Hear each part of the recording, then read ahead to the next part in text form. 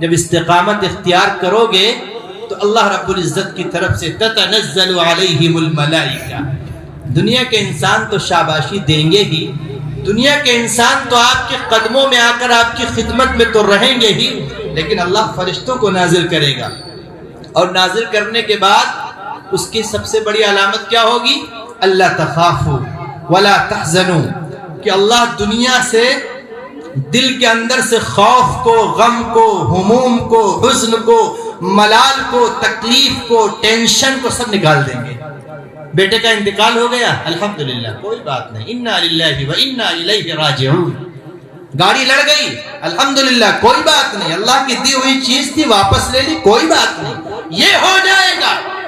ایسا نہیں ہوگا کہ ہمارا ہی بیٹا چھت سے کیوں گرا، ہمارے پڑوسی کا کیوں نہیں گرا، ہماری ہی گاڑی کیوں لڑی، ہمارے پڑوسی کی کیوں نہیں لڑی، ہماری ہی بیٹی کا طلاق کیوں ہو گیا، ہمارے پڑوسی کی بیٹی کی طلاق کیوں نہیں ہوئی، یہ نہیں ہوگا۔ اللہ تخافوا ولا تحزنوا، اور اس کے بعد جو سب سے اعلیٰ مقام، وابشروا بالجنۃ التي كنتم توعدون، آپ کو بشارت دی جائے گی، آپ بشارت قبول کیجئے ایسی جنت کی جس کے بارے میں تم سے وعدہ کیا جا رہا ہے۔ اور اللہ یہ بھی کہے گا نحن اولیاؤکم فی الحیات الدنیا وفی الآخرہ، ہم تمہارے دوست ہیں، تمہارے قریبی ہیں اس دنیا کے اندر بھی اور آخرت کے اندر بھی۔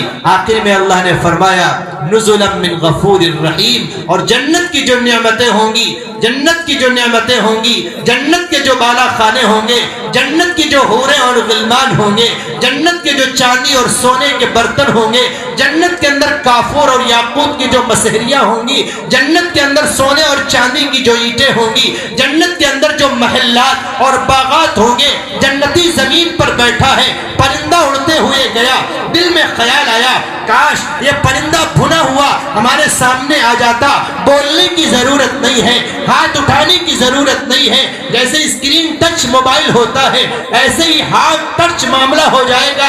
اللہ سمجھ جائیں گے ہمارا وہ بندہ جو نماز کا پابند تھا، شریعت کا پابند تھا، سنت کا پابند تھا، شادیاں سنت کے مطابق کرتا تھا، معاملات سنت کے مطابق کرتا تھا، اس کے دل میں اس بھنے ہوئے پرندے کو کھانے کی خواہش پیدا ہوئی، فوراً وہ سونے کے تشت میں سج کر جنتی کے سامنے اس کے قدموں میں آ کر رکھ جائے گا۔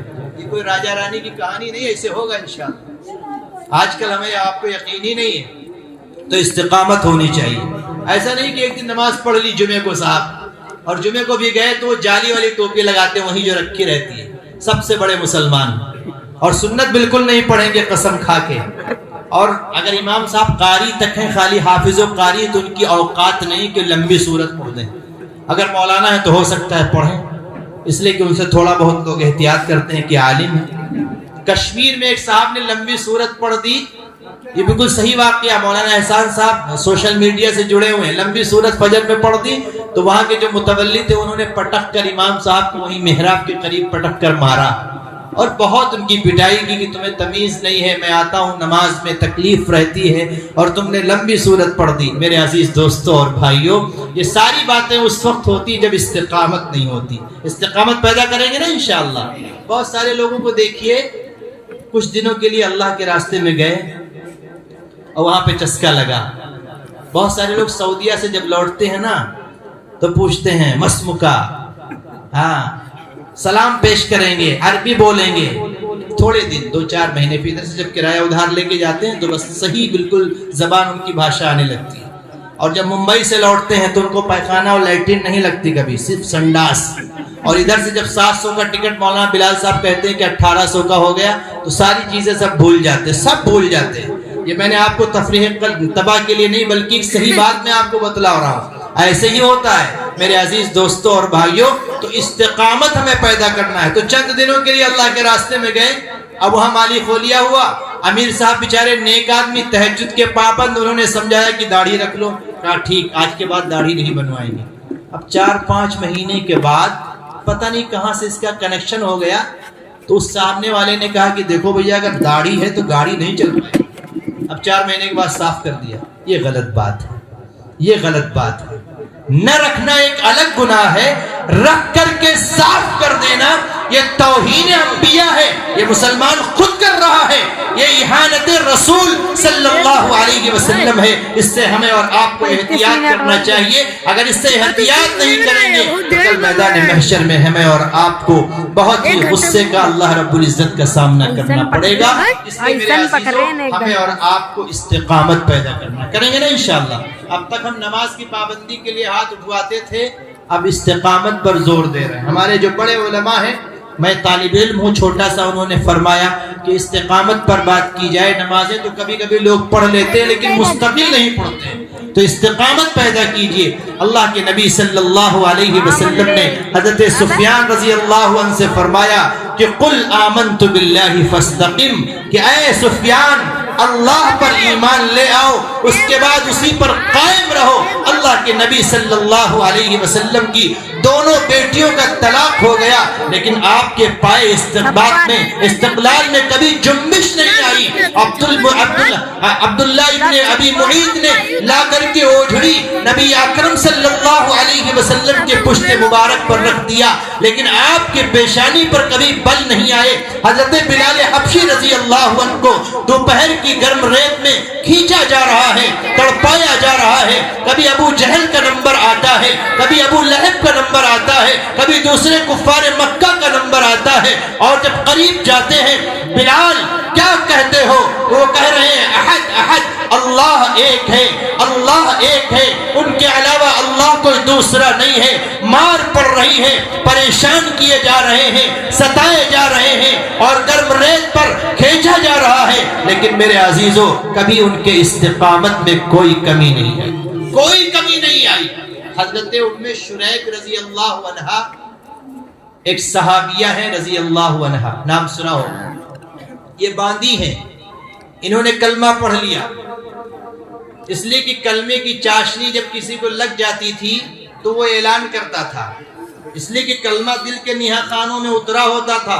मौलाना बिलाल साहब, अब कलमे की चाशनी नहीं लगती है, कलमा हमने पढ़ा है, लेकिन बस में हंगामा हुआ, मसौली के चौराहों पर हंगामा हुआ, तो मुसलमानों ने टोपियों को निकाल कर अपनी जेब में रख लिया, दाढ़ी को रुमाल से छुपाने लगे, कहीं मुसलमान समझकर हमें मार न दिया जाए।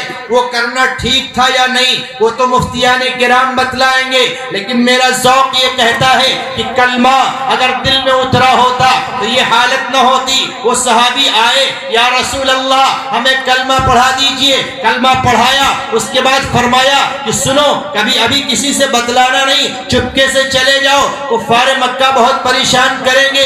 बाहर निकले, नबी का सारा सुनना, सब सुनना, आप उसकी जिंदगी में उतारना, ये सारी चीजें बरहक हैं। सुन लिया, मान लिया, जो कहा तस्लीम कर लिया, अच्छा कहा मान लिया, अच्छी चीजों का हुक्म दिया, सब कर लिया, ज्यादा बोल नहीं रहे हैं, लेकिन इस बात को जब कलमा पढ़ के आगे निकले, ऐलान कर दिया कि मैंने कलमा पढ़ लिया है।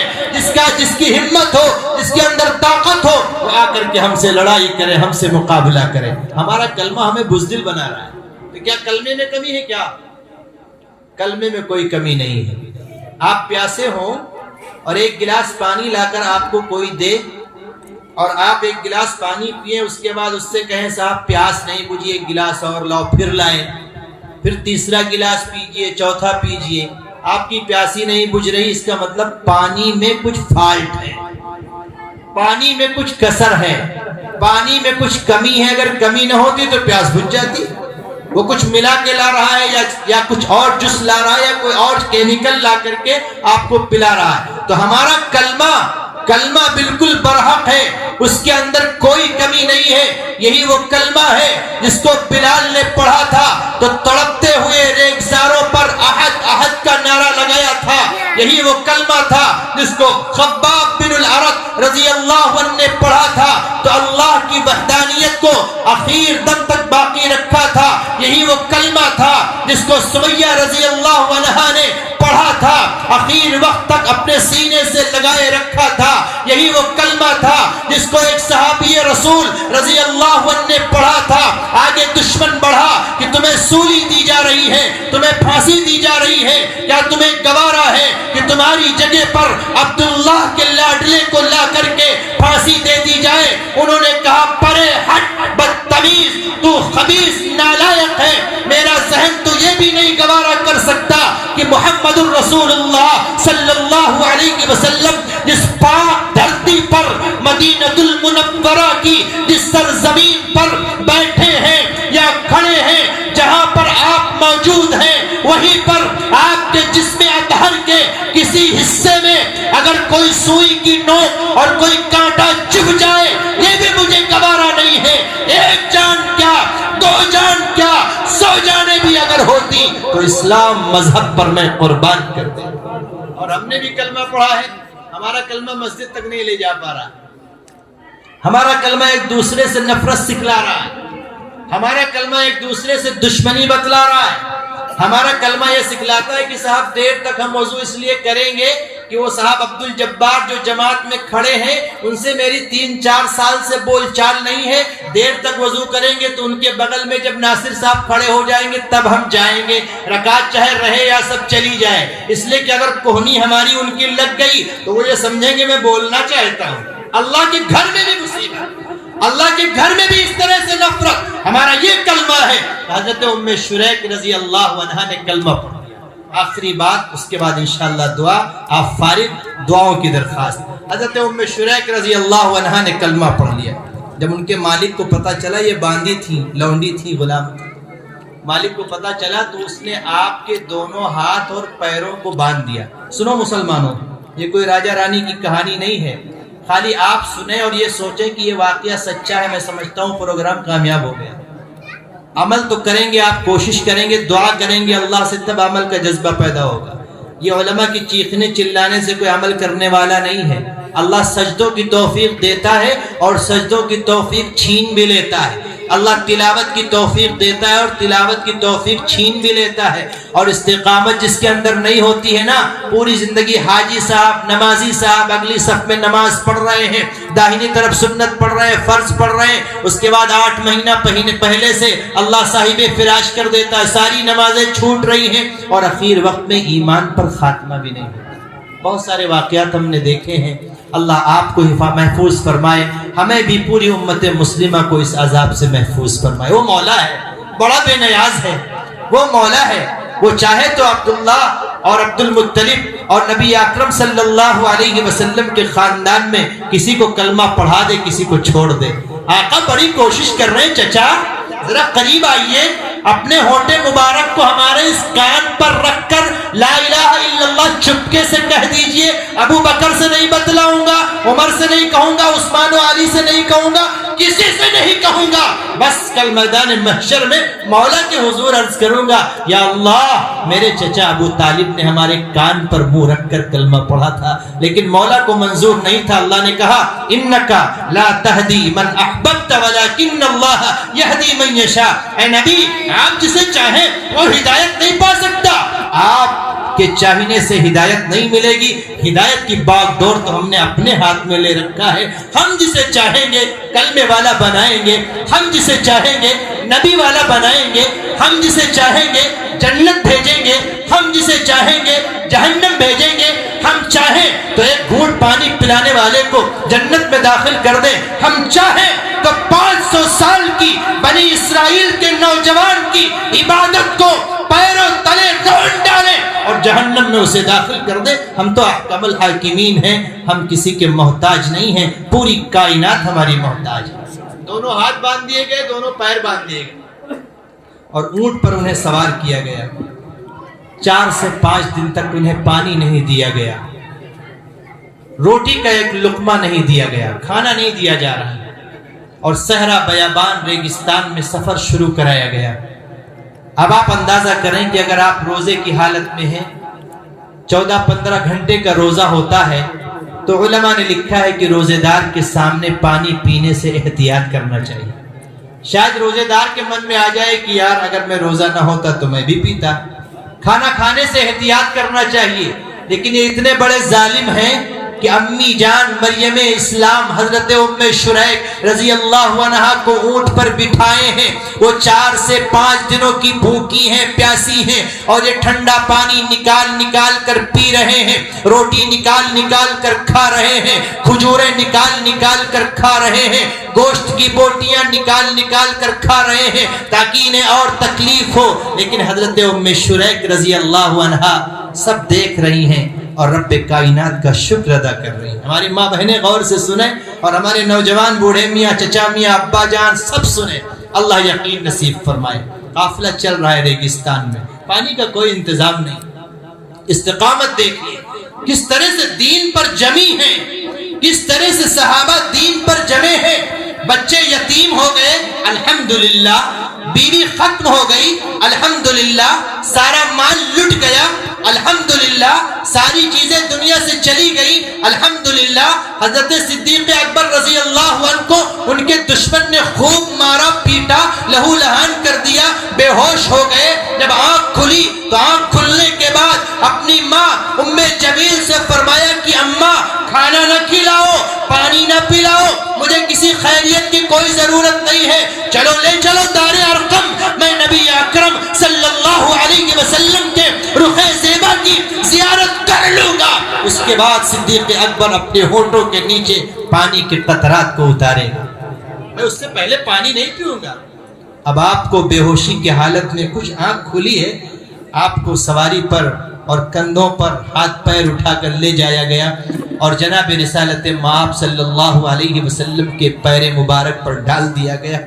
جب آپ نے آنکھ کھولی یا رسول اللہ صلی اللہ علیہ وسلم، آپ کے رخ زیبا کو دیکھنے کی بعد اب کوئی تکلیف نہیں ہے، سارے مار کا درد ختم ہو گیا، سارے زخم مندمل ہو گئے۔ یا رسول اللہ اب آپ کے قدموں میں ہوں، اگر موت آ جائے تو کوئی پرواہ نہیں ہے۔ اللہ کے نبی صلی اللہ علیہ وسلم نے فرمایا ابو بکر بہت پریشان ہو، دین کے خاطر تمہیں بہت ستایا گیا، تمہیں بہت پریشان کیا گیا ہے۔ صدیق اکبر نے جب سنا کہ آقا رحمت آقا علیہ السلام کا دریائے رحمت جوش میں ہے تو کہا یا رسول اللہ اگر میں کچھ اس وقت آپ سے مانگوں تو کیا آپ دے دیں گے؟ نبی اکرم صلی اللہ علیہ وسلم نے فرمایا ارے صدیق مانگو جو مانگنا ہو، جو کہو گے سب ہم میں دینے کی کوشش کریں گے، اللہ سے مانگ کر دیں گے، تم مانگو جو تمہیں مانگنا ہو۔ کہا یا اللہ یا رسول اللہ صلی اللہ علیہ وسلم میری والدہ ہم کو یہاں تک لے کر آئی ہیں، ذرا دست مبارک دراز کر دیجئے اور مولا سے کہہ دیجئے کہ میری والدہ صاحب ایمان ہو جائے۔ آقا علیہ السلام نے اپنے دست مبارک کو اٹھایا اور آسمان کی جانب محبت بھری نگاہ ڈالی، شاید یہی کہا ہوگا یا اللہ تیرا صدیق اپنی ماں کے لیے تیرے نبی کے پاس سفارش لے کر آیا ہے، اس سفارش کو رد مت کرنا، اس لیے کہ محمد الرسول اللہ صلی اللہ علیہ وسلم اے مولا آپ سے گویا ہے، آپ تو کہتے ہیں کہ آپ کے صدقے میں نے سب بنایا ہے، یا اللہ ام جمیل کو ایمان کی حلاوت اور اسلام کی چاشنی عطا کر دی۔ وہی کھڑے کھڑے کلمہ پڑھ لیا، علماء کرام کی محفل میں بول رہا ہوں، وہی کھڑے کھڑے کلمہ پڑھ لیا۔ حضرت صدیق اکبر رضی اللہ عنہ اٹھ کر بیٹھ گئے اور کہا یا رسول اللہ ساری تکلیف ختم ہو گئی، ام شریک رضی اللہ عنہا چل رہی ہیں، یہ ظالم پانی پی رہے ہیں، کھانا کھا رہے ہیں، اور ایک جگہ جا کر پڑاؤ کیا، دھوپ میں ان کو ایک جگہ پر ایک لکڑی کے سہارے باندھ دیا اور یہ سب گئے کسی درخت کے سائے میں بیٹھ گئے، وہاں سے دیکھ رہی ہیں۔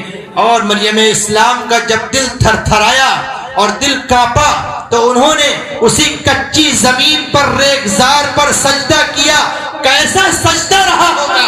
ہمارے ہاتھ کھلے ہیں تو ہم سجدہ نہیں کر رہے، ہمارے پیر کھلے ہیں تو ہم سے سجدے نہیں ہو پا رہے ہیں، اور وہ ماں دونوں ہاتھ بدھے ہیں، دونوں پیر بدھے ہیں، وضو کا کوئی مسئلہ نہیں، اسی تپتی ہوئی ریگزار سے شاید تیمم کی نیت کر لی ہو اور تیمم کیا بھی نہیں ہوگا، اور وہ لڑک گئی، سر کو سجدے میں رکھا، سجدہ بھی پورا نہیں ہوا ہوگا، اور انہوں نے مولا سے فریاد کیا مولا ایک گلاس پانی کی سخت ضرورت ہے، موت نہیں آنی چاہیے، موت اگر آ جائے گی تو یہ کفار مکہ کہیں گے کہ ام شریک نے کلمہ پڑھا تھا، ہم نے اتنا ستایا کہ موت آ گئی، یا اللہ ایک گلاس پانی، دونوں ہاتھ اشارے میں آسمان کی طرف اٹھایا، فوراً اللہ نے اپنا ایک فرشتہ بھیجا، ٹھنڈا پانی بہترین، نہ زیادہ گرم نہ زیادہ ٹھنڈا، خوشگوار پانی جس کو انگلش میں ریفریشنگ کولڈ کہتے ہیں، ایک گلاس پانی پیش کیا، پانی انہوں نے پیا، جب پیاس بجھ گئی فرشتے نے انہیں بہترین سکون سے سلا دیا۔ یہ سارے لوگ منظر دیکھ رہے تھے۔ میرے عزیزوں، جب استقامت پیدا کرو گے تو نمازوں میں جان آئے گی، جب استقامت پیدا کرو گے تو قرآن پاک کی تلاوت میں جان آئے گی۔ آج کل علماء کرام پہ یہ بہت سارے سوالات آتے ہیں کہ حضرت نماز میں دل نہیں لگتا۔ جب ان آنکھوں سے غلط چیز دیکھو گے تو جب لیٹرین میں جاؤ گے تو ساری چیزیں یاد آئیں گی، اور جب نماز پڑھنے جاؤ گے وہ اچھی چیز ہے تو اس میں جب پڑھو گے تو تمہیں پتہ نہیں کہ الحمدللہ رب العالمین کا کیا مطلب ہے، تو وہی سارا یاد آئے گا۔ ہمارے پیر و مرشد حضرت مولانا مفتی سلمان صاحب منصور پوری دامت برکاتہم العالیہ فرماتے ہیں کہ آنکھ کا دیکھنا صحیح ہو جائے تو نمازوں کی حلاوت اور قرآن کی چاشنی ملنے لگے گی۔ اللہ ہمیں اور آپ کو بے انتہا قبول فرمائے۔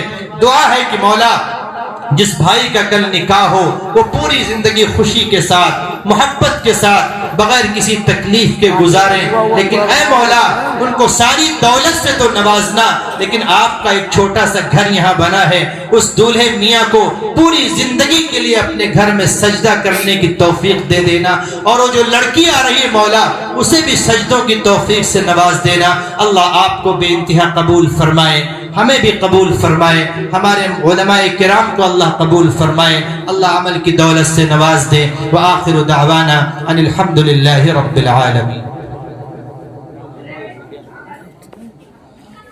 الحمدللہ رب العالمین، صلی اللہ علی سیدنا محمد وآلہ وسلم۔